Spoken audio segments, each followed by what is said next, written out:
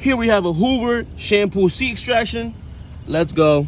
Step 1. Wipe it off with a clean, moist towel. Oh my God! Alright, the next step you want to do is spray it down.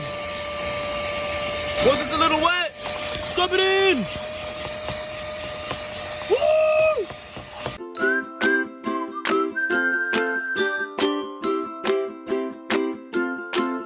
No stain, no problem. Just a shine effect.